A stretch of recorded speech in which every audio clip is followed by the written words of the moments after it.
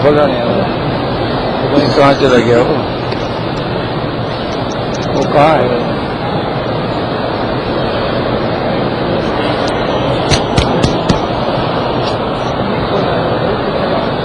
کوئی اور آدمی جا کے کھول دے یار، کون سا آسمان ہے، یہ بٹن ہی کھولنا ہے اور کیا کرنا ہے؟ ہاں وہی تو عجیب آدمی ہے۔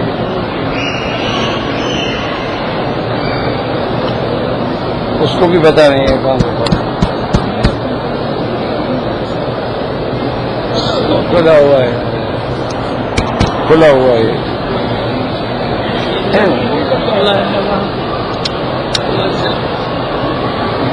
کھلا چل رہا ہے، وہاں سے نہیں کھلا ہوا۔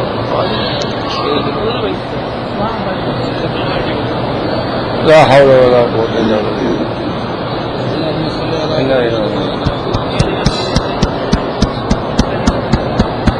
اس کو پتہ نہیں کھولنا کہاں سے ہے، اس کو پتہ ہی نہیں ہے، ادھر ادھر سے دیکھ رہا ہے، اس کو پتہ ہی نہیں ہے کھولنا کہاں ہے، وہ تو ڈھونڈ رہا ہے بیچارہ۔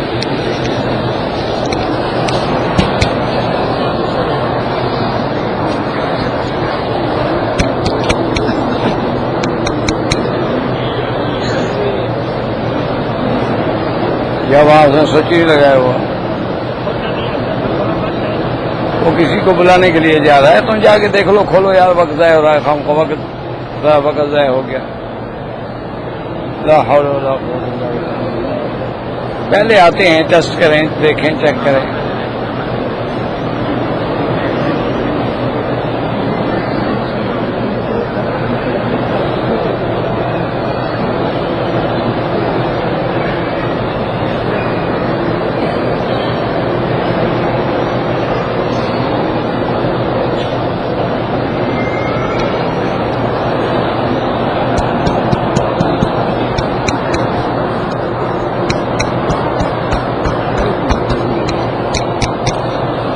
سے کھولے گا، ان کو پتہ ہی نہیں ہے۔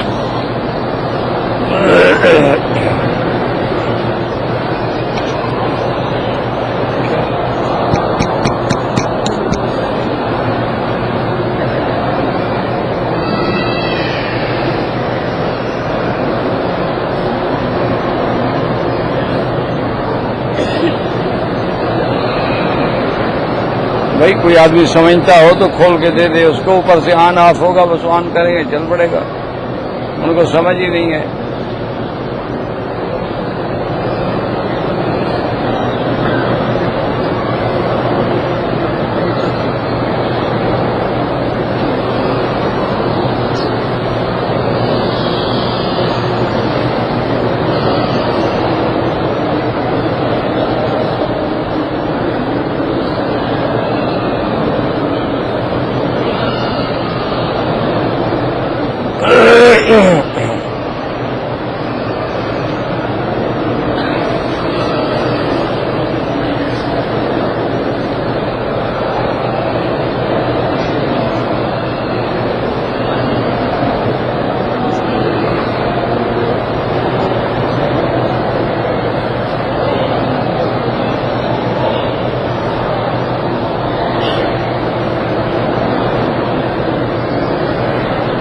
کوئی آدمی نہیں ہے جو جانتا ہو اس کو کھولنا جانتا ہو۔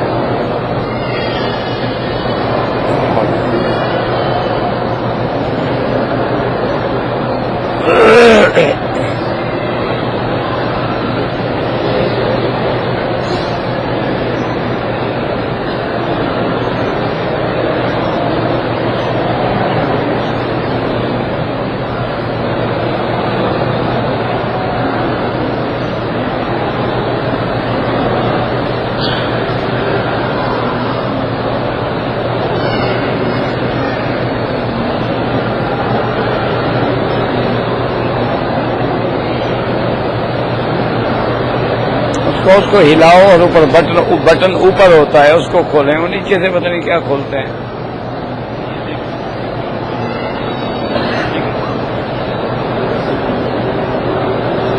وہ دوسرا لینے گیا ہوگا کہ کوئی ہوگا تو دے گا نا اس کو.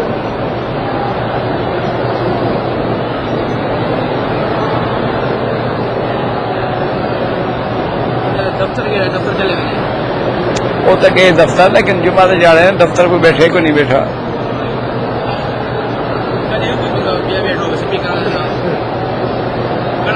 کوئی آدمی جو ہے چلاون جانتا ہوئے گل تو صرف ہے کہ چلاون جانتا ہوئے.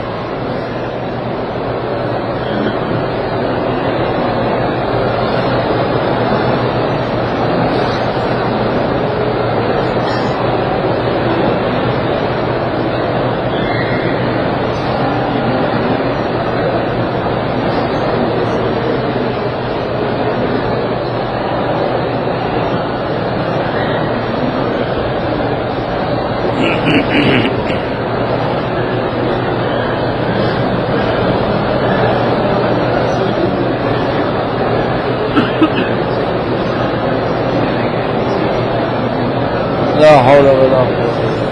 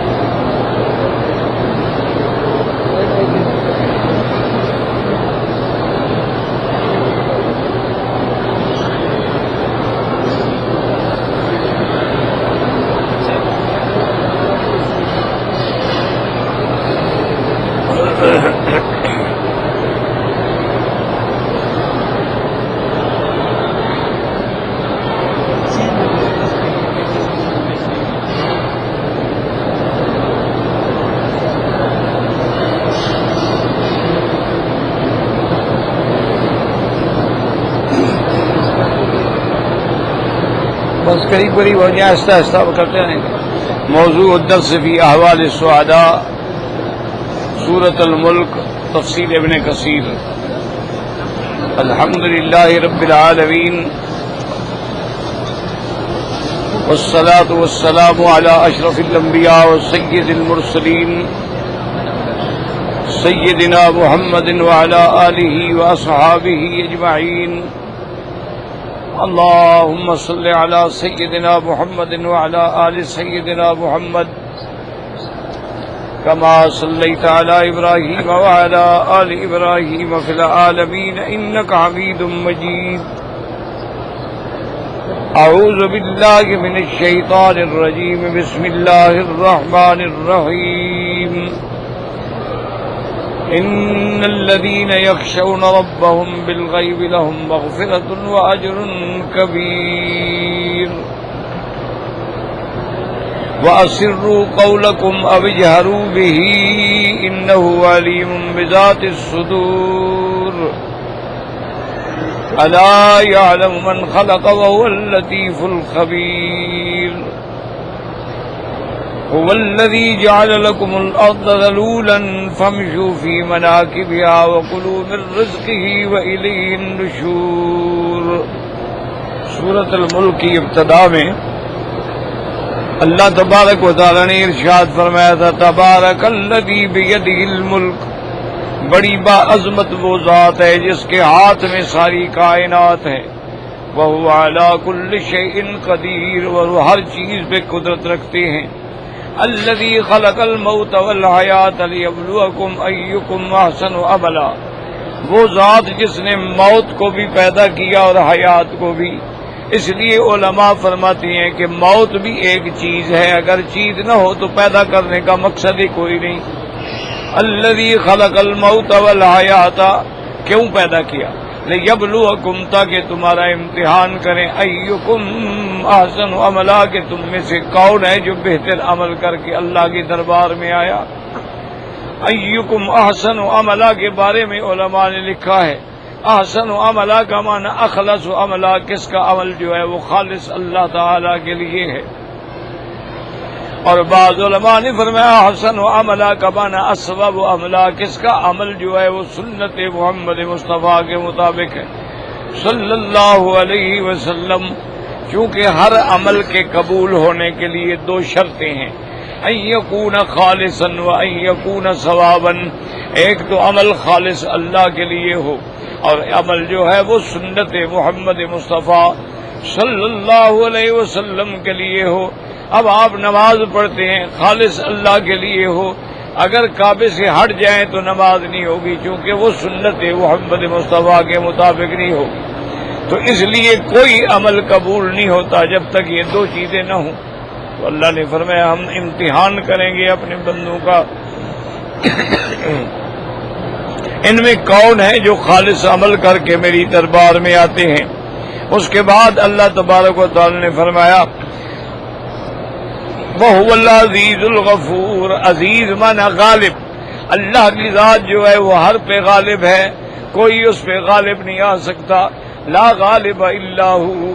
اور اسی طرح فرمایا واللہ غالب علی امرہ، اللہ تبارک و تعالی ہر چیز پہ غالب ہے، اپنے اعداء سے انتقام لینے پہ بھی غالب ہے۔ واللہ غالب علی امرہ ولکن اکثر الناس لا یعلمون۔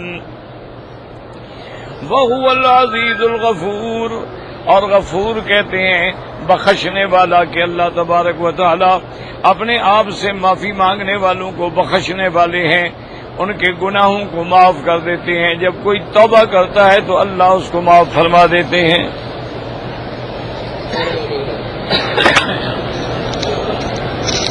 تو آ کے پہلے کیوں نہیں چیک کر لیتے بھائی؟ یہ دے وہ دے دو واپس۔ یہ بھی تو نہیں چل رہا نا۔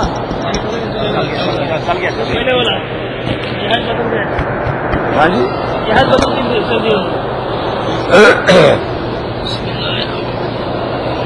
اس کے بعد اللہ فرماتے ہیں الذی خلق سبع سماوات طباقا، وہ ذات پاک جس نے 7 آسمان پیدا فرمائے، طباقاً اے طبقاً بعد طبقاً، ایک دوسرے کے اوپر اللہ نے 7 آسمان بنائے ہیں۔ اور یاد رکھو ہر آسمان کے درمیان میں 500 سال کا فاصلہ ہے، یعنی زمین سے پہلا آسمان 500 سال، اسی طرح 7 آسمان، اور اسی طرح اللہ تبارک و تعالی نے دوسری جگہ فرمایا وَمِنَ الْأَرْضِ مِثْلَهُنَّ، جیسے آسمان ہم نے 7 پیدا فرمائے، زمینیں بھی 7 پیدا فرمائی ہیں، تو آسمان بھی 7 ہیں اور زمینیں بھی 7۔ اللہ کی شان دیکھیں کہ طواف کے چکر بھی 7 ہیں، اللہ کی شان دیکھیں کہ صفا مروہ دوڑنے کے چکر جو ہیں وہ بھی 7 ہیں۔ اور اسی طرح جب آدمی نماز پڑھتا ہے تو 7 اعضاء، وہ 7 اعضاء پہ سجدہ کرتا ہے، یعنی 2 پاؤں، 2 گھٹنے، 2 ہاتھ اور پیشانی اور ناک پہ سجدہ کرتا ہے۔ تو اگر کسی ایک عضو پہ سجدہ نہ کرے تو نماز نہیں ہوگی۔ اور اسی طرح یہ بھی یاد رکھیں کہ جہنم کے بھی 7 دروازے ہیں، لہا 7 ابواب۔ تو جب اللہ تبارک و تعالیٰ کے ان 7 چیزوں پہ ایمان ہوگا تو اللہ جہنم کے 7 دروازوں سے نجات عطا فرما دیں گے۔ الذی خلق 7 سماوات طباقا ما تری فی خلق الرحمن من تفاوت، اللہ فرماتے ہیں بندے تمہیں میری پیدا کردہ چیزوں میں کوئی اختلاف نظر نہیں آتا کہ کوئی چھوٹا ہو، کوئی بڑا ہو جائے، کوئی زیادہ، کوئی کم ہو جائے، ہر چیز جو ہے اپنی مقدار پہ ہے۔ اللہ تبارک و تعالی نے ہر چیز کو اپنے انداز سے بنایا ہے، ہر آسمان اپنے مقام پہ ہے، اس میں کوئی زیادتی کوئی نقصان نہیں.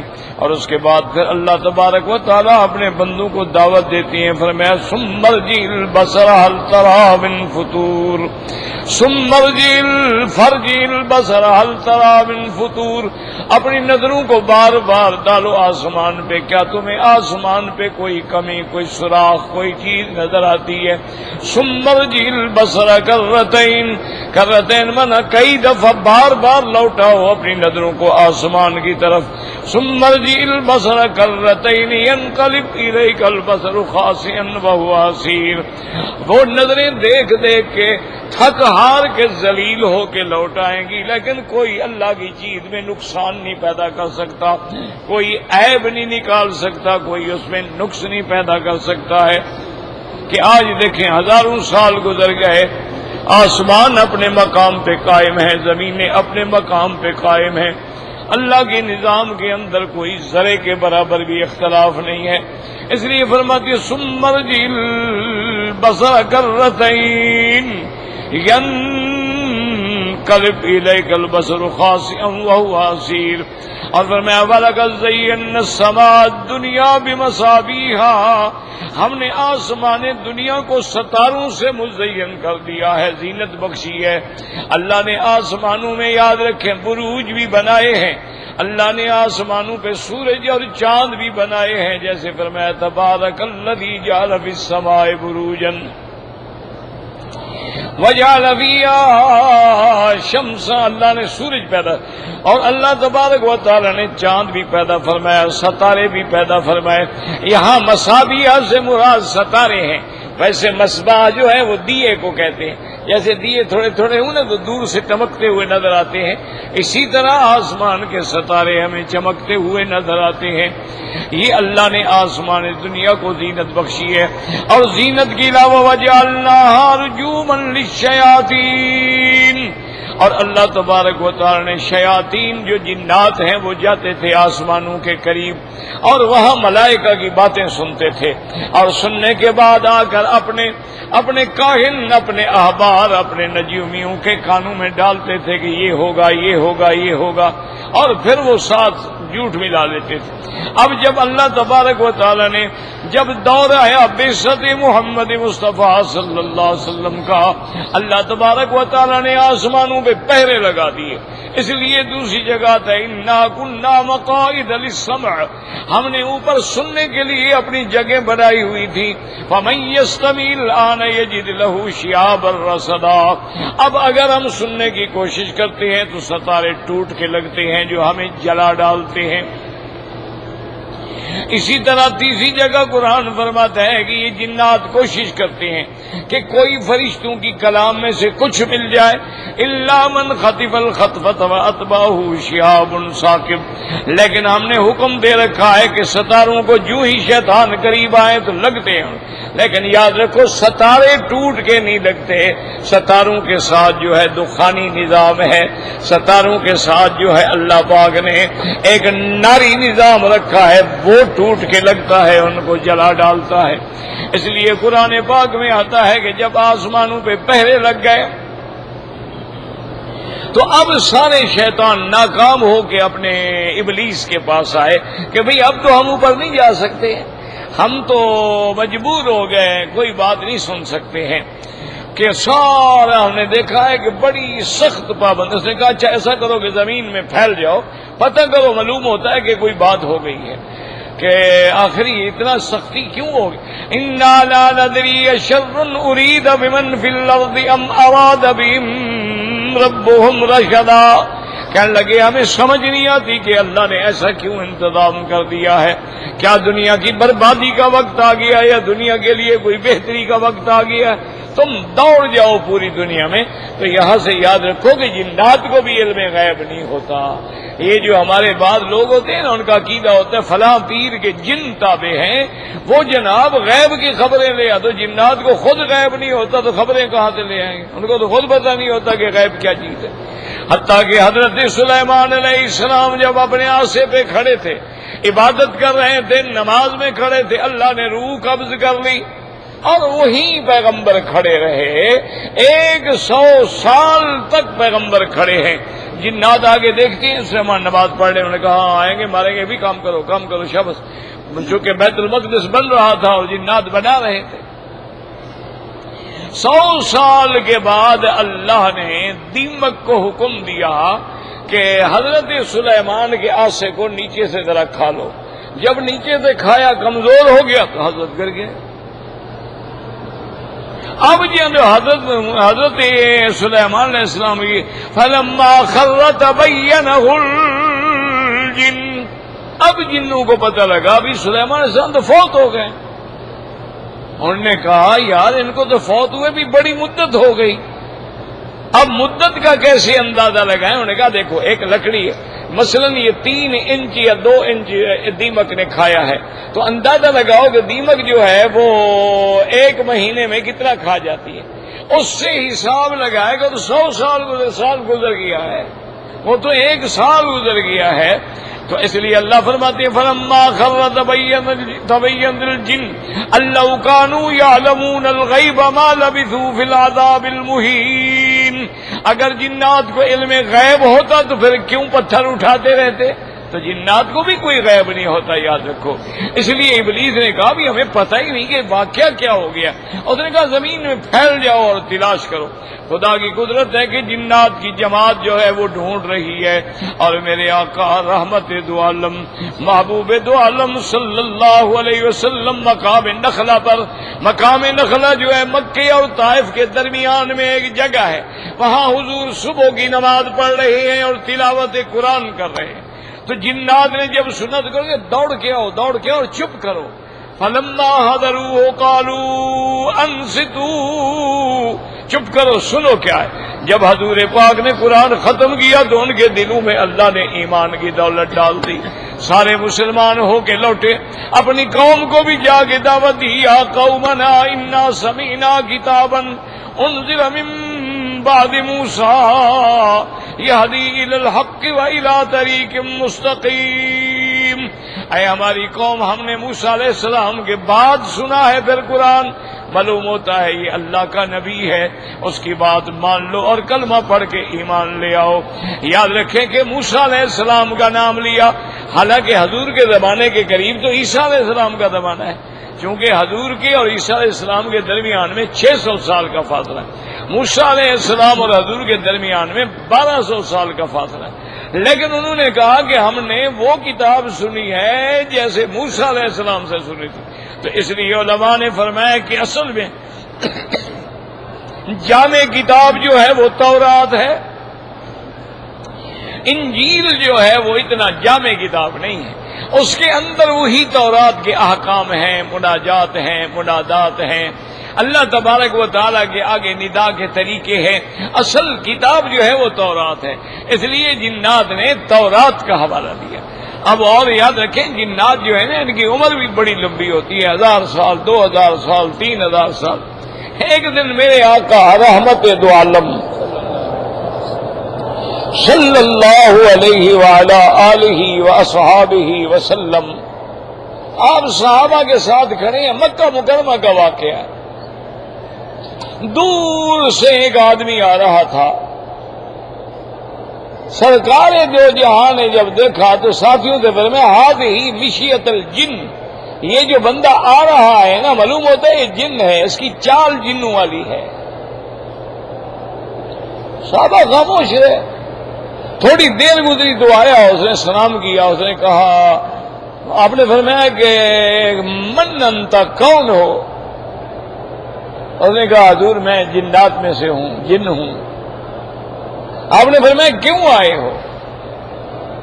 انہوں نے کہا حضور میں اسلام کے لیے آیا ہوں، مجھے کلمہ بھی پڑھائیں اور مجھے اللہ کا قرآن بھی سنائیں۔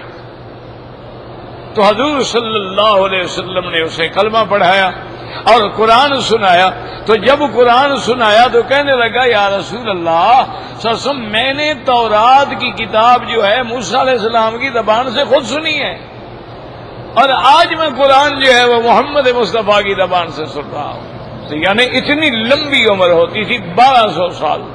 حضرت نوح علیہ السلام کی عمر جو ہے وہ 1050 سال ہے، اچھا یہ اکثر ہمارے لوگوں کو دھوکہ لگتا ہے، قرآن میں آتا ہے لَبِثَ فِيهِمْ أَلْفَ سَنَةً إِلَّا 50 عَامًا کہ حضرت نوح علیہ السلام رہے 1000 کم 50 یعنی 950 سال. تو یہ لوگ سمجھتے ہیں کہ آپ کی عمر 950 سال ہے، یہ غلط بات ہے. 950 سال مدت دعوت ہے، 40 سال کے بعد آپ کو نبوت ملی ہے، اور قوم کے غرق ہونے کے بعد آپ 60 سال زندہ رہے ہیں. تو آپ کی عمر مبارک تو 1050 سال ہے. 950 سال تک قوم کو دعوت دی، توحید کا درس دیا، لیکن قوم نہ مانی. قوم ایسی بدبخت تھی کہ جتنا توحید کے لیے بلاتے تھے اتنا ہی بھاگ جاتے. تو اس لیے ہمیشہ یاد رکھیں کہ اللہ تبارک و تعالی نے انتظام کر دیا ہے. تو اب وہ جنات جب آئے انہوں نے چلتے چلتے، اور بعض روایات میں یہ بھی آتا ہے، یہ یاد رکھیں یہ کتب متقدمہ کی روایات ہیں، یعنی سابقہ کتابیں جو ہے، اسرائیل کی کتابیں جو ہے، اسرائیلی روایات، ان کا اعتبار نہیں ہوتا. لیکن قاعدہ یہ ہوتا ہے کہ اگر قرآن حدیث کے مخالف نہ ہو لے لو، اگر قرآن حدیث کے مخالف ہیں چھوڑ دو، یا مجرد معلومات ہیں تو وہ بھی لے لو، کوئی بات نہیں ہے. ورنہ جو لوگ تورات بدل ڈالیں ان کی روایتوں کا کیا اعتبار ہے؟ بھئی جن لوگوں نے اللہ کی کتاب بدل ڈالی ہو ان کی زبان پہ کوئی اعتبار ہے؟ اچھا چلو ایک چھوٹا سا مسئلہ میں آپ سے پوچھتا ہوں. یہ جو ذاکر ہیں اور ان کے مجالس پڑھنے والے ہیں، جو محرم میں مجلسیں پڑھتے ہیں اور شہادت حسین بیان کرتے ہیں، ٹھنڈے دل سے مجھے بتائیں. اچھا شہادت حسین پہ ماشاءاللہ کتابیں لکھی ہیں، یاد رکھو ہمیں شہادت حسین کا انکار نہیں ہے. حسنین کریمین تو شہزادے ہیں جنت کے، حسنین کریمین تو آنکھوں کا نور ہے محمد مصطفیٰ کا. حسنین نورین تو اتنے لاڈلے ہیں جن کو مدنی اپنے کندھوں پہ بٹھاتے تھے. حسنین کریمین تو اتنے پیارے ہیں کہ جن کو حضور سینے سے لگاتے سونگھتے تھے. فرمایا ریحانہ تایا، اللہ نے میرے لیے خوشبو کے یہ 2 پھول بنائے ہیں. ان کے مقام کا انکار نہیں، ان کی مظلومیت کا انکار نہیں، ان کی شہادت کا انکار نہیں، ان کے مرتبے کا انکار نہیں. بات سمجھا کریں. بات یہ ہے کہ یہ جو سارے قصے بیان کرتے ہیں کہ حضرت حسین جب قرب و بلا میں پہنچے اور جناب پانی بند ہو گیا، پھر عباس علمبردار گیا، پھر علی اکبر گیا، پھر علی اصغر گیا، پھر سارے شہید ہوتے گئے، پھر آخر میں سیدنا حسین مقابلے پہ آئے، ادھر سے شمر دل جوشن مقابلے پہ آئے، اور حضرت حسین رضی اللہ تعالی عنہ نے نماز پڑھی اور سر سجدے میں رکھا، اور انہوں نے حضرت کو وہیں سجدے کی حالت میں شہید کیا، پھر آپ کے سر مبارک کو نیزے پہ لٹکا دیا. یہ سارے جو قصہ ہے یہ بتلایا کس نے ہے؟ ٹھنڈے دل سے دیکھیں نا، حضرت حسین کے جو اہل و عیال ہیں وہ تو اہل بیت رسول ہیں، وہ تو پردے میں ہیں. حضرت زین العابدین ہیں وہ بیمار ہیں، اسی لیے تو وہ بچ گئے، شہید نہیں ہوئے، کہ وہ مقابلے پہ نہیں گئے، بیمار تھے. اب جو لوگ سامنے کھڑے ہیں حضرت حسین کے تو ساری جماعت شہید ہو گئی، ادھر جو کھڑے ہیں وہ ساری یزیدی فوج ہے کہ نہیں؟ تو یزید کی فوج کی روایات پہ اعتبار ہے آپ کو؟ جنہوں نے حضرت حسین کو شہید کیا ہو ان کی روایت بھی کبھی سچی ہو سکتی ہے؟ اچھا ان کی سچی نہیں ہے، ہمارا کوئی ہے نہیں، تو یہ سارے قصے کہاں سے آ گئے؟ تو اس لیے ایک مصیبت ہے لوگوں کی کہ جو بات بنا دی جائے نا وہ بس پھر لوگوں کے دماغ میں چڑھ جاتی ہے، اور جو عرصہ گزرتا جاتا ہے وہ پکی ہوتی جاتی ہے. اب آپ تجربہ کر لیں کہ ہمارا پکا سنی جو ہے نا جی، اصلاً نسلاً سنی، وہ بھی کہے گا حضرت حسین علیہ السلام. کبھی حضرت ابو بکر کو علیہ السلام نے کہا، کبھی حضرت عمر کو علیہ السلام نے کہا، کبھی حضرت عثمان کو علیہ السلام نے کہا۔ علیہ السلام تو پیغمبر کے لیے ہوتا ہے، صحابی کے لیے تو رضی اللہ عنہ ہے، رحمت اللہ علیہ اللہ کے اولیاء کے لیے ہوتا ہے، اور درود پاک جو ہے وہ میرے مدنی مصطفیٰ کے لیے ہوتا ہے۔ لیکن وہ چونکہ انہوں نے زبانوں پہ ہمارے چڑھا دیا ہے یہ لفظ، لہذا ہر سنی بھی کہے گا حضرت حسین علیہ السلام۔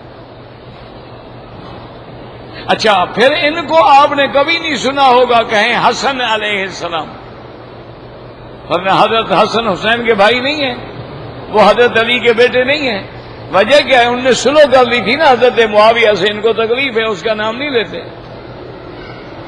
ان کی کبھی انہوں نے ماشاءاللہ نہ کوئی جلوس نکالا ہے، نہ ان کا کبھی ڈے منایا ہے، نہ ان کی شہادت پہ کبھی ماتم کیا ہے، صرف حسین۔ بھائی حضرت حسن بھی تو شہید ہوئے ہیں، حضرت سیدنا علی رضی اللہ تعالیٰ عنہ بھی تو شہید ہوئے ہیں، سیدنا حمزہ بھی تو شہید ہوئے ہیں، سیدنا جعفر بھی تو شہید ہوئے ہیں، سرکار دو جہاں کے قریبی جو بہت زیادہ جان نثار ہیں وہ بھی شہید ہوئے ہیں، ان کے لیے تو کبھی ماتم نہیں ہے۔ تو اس لیے ہمیشہ یاد رکھیں کہ ہماری قوم اتنا سیدھی سادی ہے، جو رواج ڈال دو نا وہ دین بن جاتا، پھر تحقیق بھی نہیں کرتے کہ صحیح بات کیا ہے، جو آ گیا بس ٹھیک ہے، سب کہتے چلے جائیں گے، پوچھیں گے نہیں کہ ہم جو کہہ رہے ہیں کہ بات صحیح بھی ہے یا غلط ہے۔ اسی طرح آپ دیکھیں کہ ہمارے ہاں ایک بڑی مشہور روایت ہے کہ حضور پاک نے حضرت بلال رضی اللہ تعالی عنہ کو حکم دیا کہ بلال آج تم نے اذان نہیں کہنی۔ یہ بڑا مشہور قصہ ہے ماشاءاللہ، مولوی بڑا جھوم جھوم کے ماشاءاللہ بیان کرتے ہیں اسٹیجوں پر کہ جی حضرت بلال کو اللہ کے نبی نے روک دیا۔ وجہ کیا تھی کہ بلال رضی اللہ تعالی عنہ جو ہے وہ شین کا حرف ادا نہیں کر سکتے تھے، اشہد اللہ الہ کے بجائے وہ کہتے تھے اشہد اللہ الہ۔ یہ جیسے دیکھیں نا ایران کے لوگ اللہ اکبر نہیں کہیں گے اللہ اکبر، ہر ملک میں ہوتا ہے۔ اچھا، ہمارے بعد مہاجر بھائی ہیں، میرا بھی ایک شاگرد تھا، اس کو میں نے زور لگا لیا، وہ میں کہوں وَذَرْنِي وَالْمُكَذِّبِينَ، وہ کہے استاد جی وَجَرْنِي وَالْمُكَذِّبِينَ، میں جتنا محنت کر سکتا تھا اس کی زبان نہیں بدلی، عادت ہے۔ انہوں نے کہا جی حضرت بلال کہتے تھے اشہد اللہ الہ الا اللہ و اشہد ان محمد الرسول اللہ۔ حضور کو شکایت ہوئی کہ وہ تو لفظ ہی صحیح نہیں کہتے، آپ نے مؤذن بنایا ہوا ہے۔ حضور نے روک دیا۔ اب حضور رات کو تہجد پڑھ کے کبھی سو جاتے تھے، پھر اٹھتے تھے، پھر پڑھتے تھے، پھر اٹھتے تھے۔ اب حضور عبادت فرما رہے ہیں اور سو رہے ہیں، اٹھ رہے ہیں، رات گزرتی ہی نہیں۔ تو آخر حضرت جبریل علیہ السلام آئے اور انہوں نے آ کے سلام عرض کیا اور کہا کہ میرے مدنی، آپ کے رب نے مجھے بھیجا ہے کہ جب تک بلال اذان نہیں دے گا میں سورج بھی نہیں نکلنے دوں گا۔ اب یہ 100% جھوٹا قصہ ہے، سارے کہہ رہے ہیں سبحان اللہ سبحان اللہ۔ یہ 101% جھوٹ ہے، لیکن دیکھا کیسے جھوٹ میں مزہ ہے نا جی، لذت ہوتی ہے نا جھوٹ میں۔ سب نے کہا سبحان اللہ سبحان اللہ۔ حضرت بلال کے لیے سورج رک گیا، ماشاء، نبی پاک کے لیے نہیں رکا، ان کی نماز قضا ہو گئی، حضور کی نماز قضا ہو گئی فجر کی، آپ کے لیے تو سورج نہیں رکا، بلال کے لیے۔ اچھا، پھر اتنی بڑا جھوٹ ہے کہ حضرت بلال جو ہیں، یہ یاد رکھو بلال کون ہے؟ بلال حبشی۔ کون ہے؟ بلال از حبش صہیب از روم۔ اقبال نے کہا تھا نا کہ بلال کہاں سے آیا؟ حبش، اس کا ملک کون سا تھا؟ حبشہ۔ تو حبشہ جس کے ملک میں شین ہے اس کو شین نہیں آتا تھا۔ یہ عقل کی وہ تو تھا ہی حبشی، وہ تو حبش کا رہنے والا تھا، اس کو کیسے شین نہیں آتا تھا؟ پھر جھوٹے بن گیا ہے، چل رہا ہے۔ اچھا اسی طرح آپ دیکھیں کہ ہمارے ہاں رواج ہے میرے مدنی پاک رحمت دو جہاں صلی اللہ علیہ وسلم کے عید میلاد النبی۔ یہ کیا ہے؟ عید میلاد۔ میلاد مانا یعنی پیدائش۔ یہ ٹھیک ہے، مشہور ہے کہ نہیں ہے؟ باقاعدہ چندے، اجلاس، جلوس، اشتہار سب لگتے ہیں۔ عید میلاد، میلاد مانا آپ کی پیدائش کی عید، آپ کی پیدائش کی خوشی میں یعنی عید منا رہے ہیں ہم، جس کو آپ کیا کہیں گے؟ جیسے ہر لوگ بات جو ہے نا اپنے بچوں کی سالگرہ مناتے ہیں، ایک سال گزر گیا پھر پیدائش کی خوشی میں سالگرہ، یہ بھی تو اس کو سالگرہ کہا جائے۔ لیکن جب بچہ فوت ہو جائے پھر بھی کبھی سالگرہ منائی ہے ہم نے؟ ہاں جی نہیں، ٹھنڈی دل سے بات کر بھائی، ایک آدمی کا لڑکا ہے وہ ہر سال سالگرہ مناتا ہے، لڑکا فوت ہو گیا اب سالگرہ منائے گا؟ اب تو چلو زیادہ سے زیادہ موت کے بعد برسی منائی جاتی ہے، لیکن سالگرہ تو حضور کی وفات کے بعد پھر عید منانے کا کیا مطلب ہے؟ پھر تو وفات منائی جائے۔ میلاد منانے کا کیا مطلب ہوا؟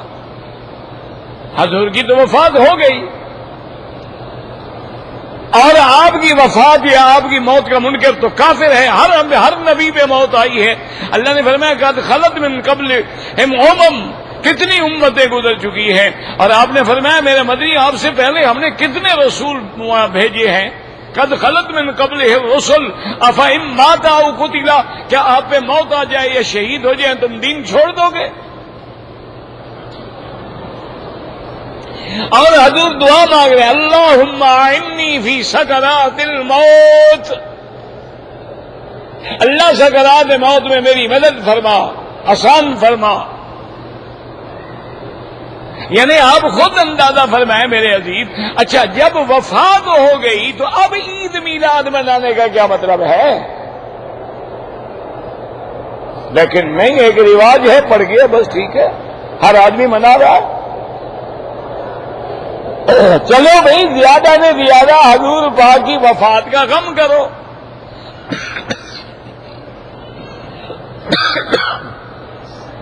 لیکن جو ایک عادت بن جاتی ہے نا وہ نہیں بگڑتی ہے۔ تو اس لیے ہمیشہ یاد رکھیں کہ شیاطین ہیں یا جن ہیں یا فرشتے ہیں، کوئی علم غیب نہیں جانتا۔ عالم الغیب والشہادہ صرف اللہ کی شان ہے۔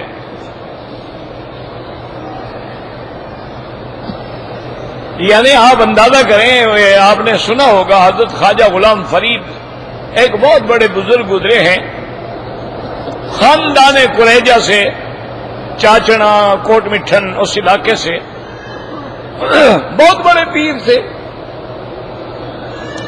ان سے جا کے کسی نے سوال کیا کہ حضرت انبیاء اور اولیاء جو ہیں ان کو بھی علم غیب ہوتا ہے؟ تو انہوں نے اپنی کتاب میں لکھا ہے کہ علم غیب خاصہ خدا است وخاصۃ الشیء لا یوجد فی غیرہ، علم غیب اللہ کی ذات کا خاصہ ہے، وہ کسی دوسرے میں ہو ہی نہیں سکتا۔ اللہ غیب کی خبر دے دیتے ہیں، اللہ غیب کی اطلاع کر دیتے ہیں، علم غیب تو صرف اللہ کے ہاتھ میں ہے، اور جتنا اطلاع کر دیں جتنا نہ کریں کوئی پتہ نہیں۔ اچھا اسی طرح آتا ہے متقدمہ روایات میں، ابلیس نے کہا کہ ساری دنیا میں پھیل جاؤ اور معلوم کرو، تو جب جنوں نے رپورٹ دی کہ سرزمین حجاز میں ایک نبی پیدا ہوا ہے جس کا نام محمد مصطفیٰ صلی اللہ علیہ وسلم، اس نے کہا پھر معلوم ہوتا ہے یہ سارا انتظام اللہ نے ان کے لیے کر دیا، پیرے لگ گئے، اب ہم نہیں باتیں چرا سکتے۔ تو اس لیے اللہ فرماتے ہیں وَلَقَدْ زَيَّنَّا السَّمَاءَ الدُّنْيَا بِمَصَابِيحَ وَجَعَلْنَاهَا رُجُومًا لِلشَّيَاطِينِ وَأَعْتَدْنَا لَهُمْ عَذَابَ السَّعِيرِ۔ اور آخرت میں ہم نے ان کے لیے جہنم کا عذاب تیار کر رکھا ہے۔ یہاں سے یہ مسئلہ بھی سمجھ لیں کہ اللہ نے جنت بھی پیدا فرما دی ہے اور جہنم بھی پیدا فرما دی ہے، جنت بھی موجود ہے اور جہنم بھی موجود ہے۔ آگے اللہ فرماتے ہیں وَلِلَّذِينَ كَفَرُوا بِرَبِّهِمْ عَذَابُ جَهَنَّمَ وَبِئْسَ الْمَصِيرُ، کافروں کے لیے عذاب جہنم ہے اور کیا بری جگہ ہے ان کے لیے۔ اذا القوا فیہا سمعوا لہا شہیقا، جب کافروں کو جہنم میں ڈالا جائے گا تو آواز سنیں گے، وہی تفور، اور جہنم کی آگ جو ہے وہ ابل رہی ہوگی، بھڑک رہی ہوگی۔ تکاد تمیز من الغیظ، قریب ہے کہ غصے میں آگ پھٹ جائے۔ تکاد تمیز من الغیظ کلما القی فیہا فوج سألہم خزنتہا، جب کافروں کی جماعت کو جہنم میں ڈالا جائے گا اللہ کے فرشتے ان سے پوچھیں گے الم یاتکم نذیر، کیا تمہارے پاس اللہ کی طرف سے ڈرانے والا نہیں آیا، پیغمبر نہیں آئے تمہارے پاس، پیغمبروں کے بعد ان کے علماء وارث جو ہیں وہ نہیں آئے؟ قالوا بلا قد جاءنا نذیر، وہ کہیں گے ہاں ہمارے پاس ڈرانے والے آئے، فکذبنا، ہم نے ان کی تکذیب کی، ہم نے ان کو جھٹلایا، وَقُلْنَا مَا نَزَّلَ اللَّهُ مِنْ شَيْءٍ، ہم نے کہا اللہ نے آپ لوگوں پہ کچھ بھی نہیں اتارا ہے، ان انتم الا فی ضلال کبیر، تم لوگ تو بہت بڑے دھوکے میں پڑے ہوئے ہو۔ اب جب جہنم کی آگ دیکھ لیں گے، جب جہنم کا ماحول سامنے ہوگا، قالوا لو کنا نسمع او نعقل، اب کہیں گے کاش ہم نے انبیاء کی بات سنی ہوتی اور اس پہ عمل کیا ہوتا، او نعقل، یا کم از کم ہم خود غور کرتے، فکر کرتے اور اللہ کی وحدانیت کو سمجھتے، ما کنا فی اصحاب السعیر، آج ہم جہنم میں نہ پڑے ہوتے۔ فاعترفوا بذنبہم، اب اقرار کریں گے اپنے گناہوں کا، فسحقا لاصحاب السعیر، اللہ نے فرمایا ہلاکت اور بودھ ہو ان کے لیے جو جہنمی ہیں۔ آگے فرماتے ان الذین یخشون ربہم بالغیب، جو اللہ تبارک و تعالیٰ کے بن دیکھے اللہ سے ڈرنے والے لوگ ہیں، گناہوں سے بچتے ہیں، نافرمانی سے بچتے ہیں، بے حیائی سے بچتے ہیں، لہم مغفرۃ و اجر کبیر، ان کے لیے بخشش بھی ہے اور ان کے لیے اجر ہے بہت بڑا۔ واسروا قولکم او اجہروا بہ، اللہ نے فرمایا چاہے تم چپکے سے بات کرو یا زور سے بات کرو، واسروا قولکم او اجہروا بہ انہ علیم بذات الصدور، اللہ کی ذات تو وہ ہے جو تمہارے دلوں کے بھید بھی جاننے والے ہیں۔ الا یعلم من خلق، کیا نہیں جانے گا وہ جس نے پیدا کیا ہے، وہو اللطیف الخبیر، وہ تو بہت بڑی باریک بین ذات ہے اور جاننے والی ہے۔ والذی جعل لکم الارض ذلولا، وہ ذات ہے جس نے زمین کو تمہارے لیے تابع کر دیا ہے کہ زمین پہ رہائش رکھو، کاشت کرو، ہل چلاؤ، فائدہ اٹھاؤ، گھر بناؤ، فامشوا فی مناکبہا، اور زمین کے کناروں میں اور رستوں میں چلو، وکلوا من رزقہ، اور اللہ تبارک و تعالیٰ جو اس سے نعمتیں پیدا فرمائے اس سے فائدہ اٹھائیں، وإلیہ النشور، اور پھر تم نے اٹھ کے اللہ کے دربار میں پیش ہونا ہے۔ دعا کریں اللہ ہمیں بھی صحیح معنوں میں مسلمان بنائیں، اور دعا کریں کہ جتنے بیمار ہیں، جن لوگوں نے خط لکھا ہے، فون کیے ہیں، کہا ہے، اللہ ہر بیمار کو شفا کاملہ عطا فرما دے۔ اللہ تبارک و تعالی تمام مسلمانوں کے مرضى پہ رحمت فرما دے، شفا کاملہ عطا فرما دے، اور ہمارے لیے ہر مسلمان کلمے پڑھنے والے کے لیے جب آخری گھڑی آئے تو زبان پہ جاری کر دیں لا الہ الا اللہ محمد رسول۔ اینک ہے کسی کے پاس؟ مجھے اینک بھول گئی آج، کوئی اینک دے دو، کوئی ہو کوئی اینک۔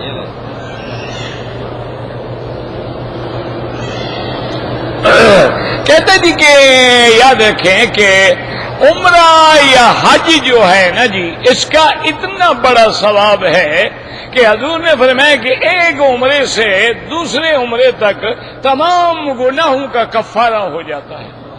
اور اسی طرح حضور نے فرمایا کہ جب آدمی حج پہ ہوتا ہے، میدان عرفات میں ہوتا ہے، اللہ فرشتوں کو گواہ بنا کے فرماتے ہیں گواہ ہو جاؤ سب گناہ میں نے ان کے معاف کر دیے ہیں۔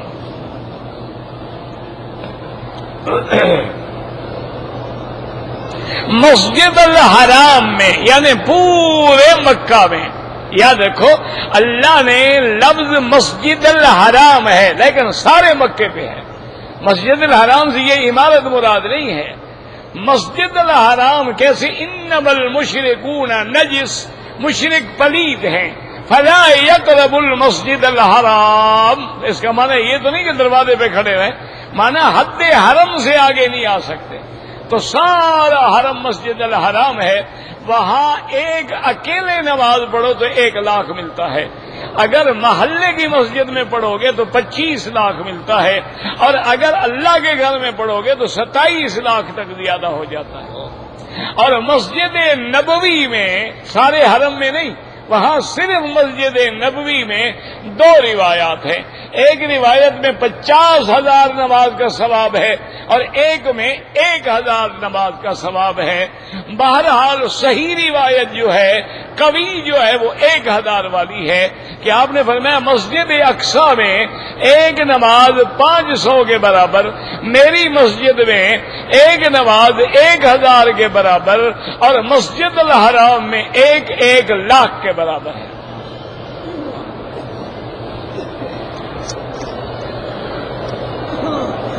کہتے جی کہ یہ حقیقت ہے کہ حجر اسود کا رنگ جو ہے وہ سبحان، یہ بالکل حدیث میں ہے، حضور نے فرمایا کہ جب حجر اسود کو جنت سے بھیجا گیا تو یہ بالکل روشن تھا، بالکل سفید تھا، لیکن سبدت ہو خطایا بنی آدم، آدم کے بیٹے کے گناہوں نے اس کو سیاہ کر دیا ہے۔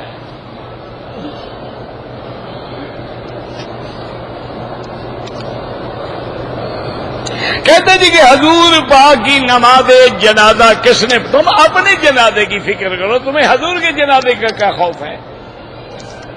اچھا جنازہ کیوں پڑھا جاتا ہے کہ ہم دعا کرتے ہیں اللہ اس کی غلطیاں معاف کرتے، نبی تو معصوم ہے، کون دعا کرے؟ اللہ کے نبی تو پاک ہیں۔ اسی لیے جو کتابوں میں ہے نا نماز جنازہ نہیں پڑھائی گئی، مانا یہ جو عام جنازہ تم پڑھتے ہو، ورنہ یہ مانا نہیں کہ حضور کا جنازہ نہیں پڑھا۔ 10 15 صحابی حجرے میں جاتے تھے، کھڑے ہوتے تھے، نماز پڑھتے تھے، لیکن درود شریف پڑھ کے باہر آ جاتے تھے۔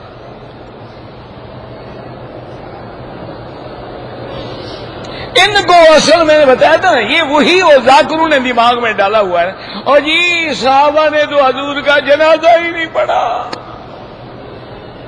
تو حضرت علی کہاں گئے تھے مشکل کشا؟ نہیں، جنازے کی ذمہ داری رشتہ داروں پہ ہوتی ہے، دوسروں پہ ہوتی ہے، تو سب سے قریبی رشتہ دار تو حضرت علی تھے، حضرت فضل تھے، حضرت عباس، وہ کہاں گئے تھے؟ خدا کا خوف کرو، ابو بکر عمر بھی الزام دو گے تو پھر علی بھی نہیں بچ سکتا۔ اصل بات یہ ہے کہ یہ مخصوص جنازہ جو ہم پڑھتے ہیں یہ نہیں پڑھا گیا، کیونکہ سرکار دو جہاں معصوم ہیں، آپ کے لیے کیا کہیں ہم کہ اللہ ان کے گناہ معاف کر دے؟ نعوذ باللہ، حضور کی ذات کوئی گناہ کرنے والی ہے؟ وہ تو صحابہ اندر جاتے تھے اور درود شریف پڑھ کے آ جاتے۔ طواف کے بعد 2 رکعت جو ہیں وہ واجب ہے۔ زمزم کے پانی سے وضو کر سکتے ہیں، بالکل کر سکتے ہیں، غسل بھی کر سکتے ہیں، اور پانی نہ ملے یہ تو مسئلہ ہے کہ جب اور پانی موجود ہے تو ہم کیوں ضائع کریں؟ خطبے کے دوران میں بالکل بولنے کا بھی حکم نہیں ہے، کوئی نماز نہیں، کوئی، حتیٰ کہ امام حضور کا نام لے دل میں پڑھے صلی اللہ علیہ وسلم، لیکن زبان سے نہیں۔ امام دعا مانگے تو زبان سے نہ کہیں آمین آمین آمین، بالکل دل میں کہیں۔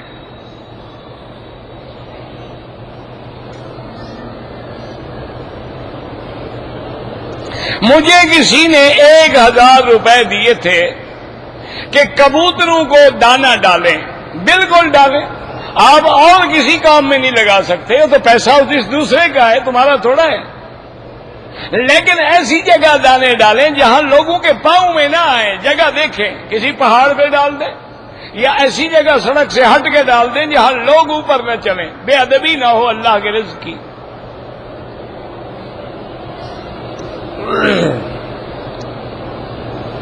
اگر عصر کے بعد ہم طواف کریں تو افضل یہ ہے کہ 2 رکعت مغرب کے بعد پڑھی جائے، لیکن کوئی مجبوری ہے پڑھ کے جا بھی سکتے ہیں۔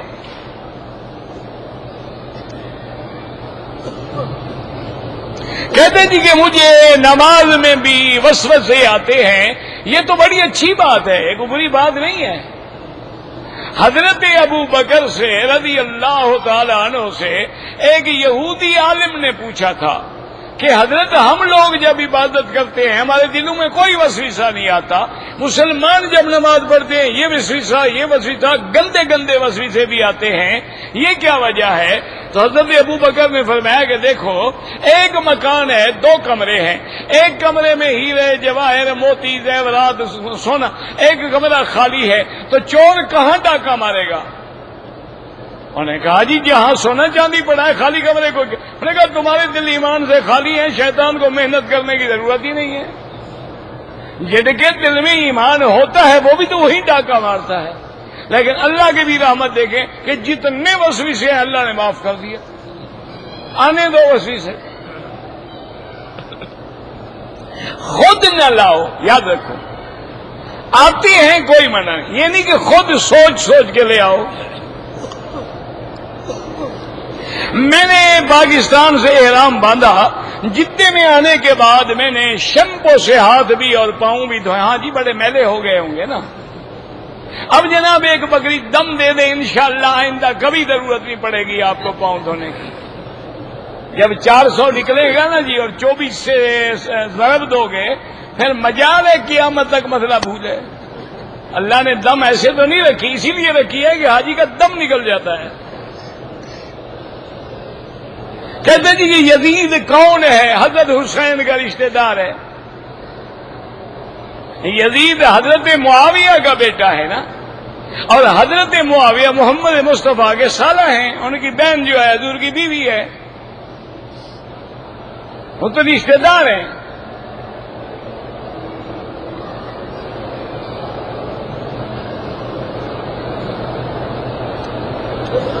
کہتے جی کہ ایک مولوی ہے جو تقریریں کرتے ہیں اور تبلیغی جماعت کے خلاف بہت زور سے تقریریں کرتے ہیں، دعا کرو اللہ ہدایت دے۔ اس مولوی سے منت کرو، ان کو کہو اس جماعت کے ساتھ مہربانی کر کے 7 دن کے لیے یا 3 دن کے لیے چلے جاؤ، ان میں جو جو غلطی نظر آئے ان کو سمجھاؤ، اور پھر یہ دیکھو کہ پوری دنیا میں یہ جماعت کام کر رہی ہے، تو جو بندہ ان کے ساتھ جڑ جاتا ہے اس کو یہ نمازی بناتے ہیں یا ڈاکو بناتے ہیں یا مشرک بناتے ہیں یا قبروں پہ سجدے کرواتے ہیں۔ اگر تعریف نہ کر سکو تو گلہ بھی نہ کیا کرو اللہ والوں کا۔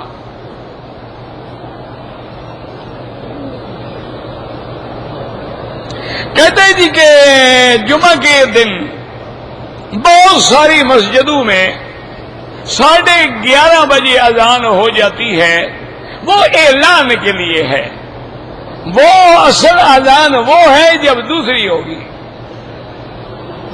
رکن یمانی بھی ایک ایسا مقام ہے جہاں ہاتھ لگانے والے کی دعائیں قبول ہوتی ہیں۔ رشتہ داروں کے لیے عمرہ طواف کریں، بالکل کریں۔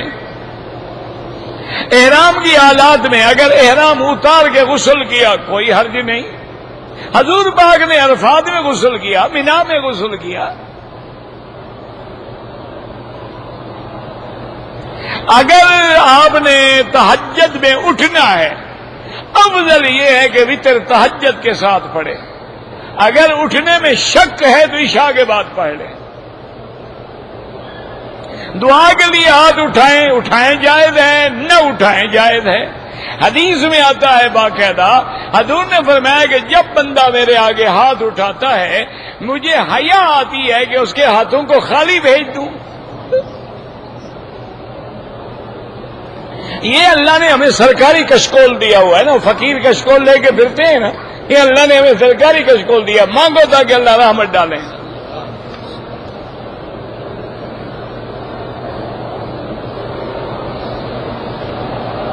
اگر ایک آدمی مدینہ منورہ سے عصر کی نماز پڑھ کے نکلا، اب اس نے میقات پہ احرام باندھنا ہے، نماز نہیں پڑھے گا، صرف نیت کر لے گا لبیک بعمرۃ لبیک اللہم لبیک لبیک لا شریک لک، عصر کے بعد نماز ہی نہیں۔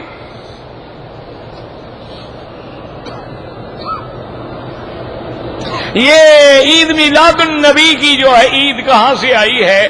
یہ حضور پاک کے زمانے کے 600 سال بعد ایک مظفر الدین بادشاہ تھا، اس نے یہ بدعت نکالی تھی۔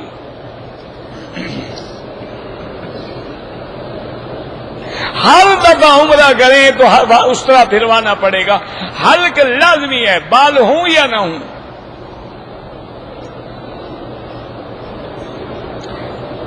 اگر دو آدمی انہیں عمرے کا احرام باندھا ہے، دونوں طواف صفا کر چکے ہیں، ایک دوسرے کے سر پہ اس طرح پھیر دیں، بالکل جائز ہے۔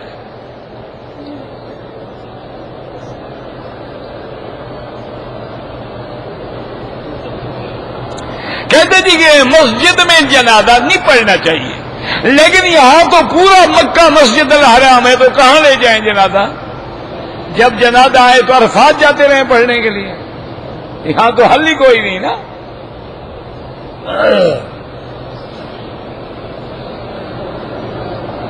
اگر دو طواف کرے بعد میں 2 رکعت پڑھ سکتا ہے۔ امام جب کہے اللہ اکبر تو آپ بھی وہی کہیں اذا کبر فکبروا اللہ اکبر۔ حرم کے حدود میں سگریٹ پینا ڈبل حرام ہے۔ اگر ایک آدمی وکیل ہے، وہ فیس لیتا ہے، اگر وہ یہ نہیں کہ بے گناہ کو مجرم بنا دے اور مجرم کو بے گناہ، پھر حرام ہے۔ اگر وہ صحیح کیس لڑتا ہے بالکل حلال ہے۔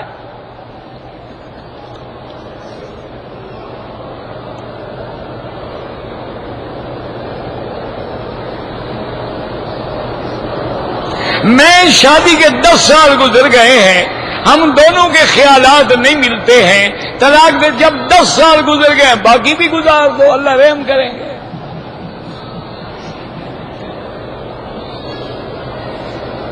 میں نے بیوی کے نام سب کچھ کر دیا ہے، اب کہتی ہے کہ تم دوسری شادی کرو گے تو میں زہر کھا لوں گی، تم اس کے نام نہ کرتے تو کبھی نہ کہتی۔ تم کہو زہر نہ کھاؤ، جو میں نے تمہارے نام کیا واپس میرے نام کر دو، پتہ لگ جائے گا تمہیں محبت کا۔ کوئی نہیں زہر وار کھاتا۔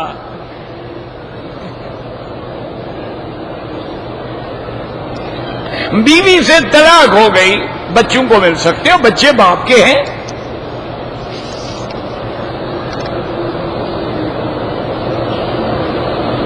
کہتے ہیں کہ کعبہ شریف کے اندر حضرت علی کی ولادت ہوئی، یہ غلط روایت ہے۔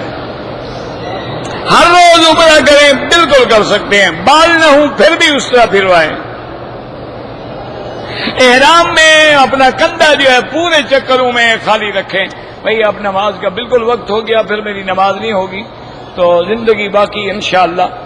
ربنا تقبل منا انك انت السميع العليم وتب علينا انك انت التواب الرحيم اللهم اجعل لنا وللمسلمين من كل هم فرجا ومن كل ضيق مخرجا ومن كل بلاء عافية اللهم يسر امورنا فرج همومنا اقض عنا ديوننا اللهم انا نسألك من الخير كله عاجله وآجله ما علمنا منه وما لم نعلم اللهم انا نعوذ بك من الشر كله عاجله وآجله ما علمنا منه وما لم نعلم صلى الله تعالى على خير خلقه سيدنا محمد وعلى آله وصحبه اجمعين اللهم صل على سيدنا محمد وعلى آل سيدنا محمد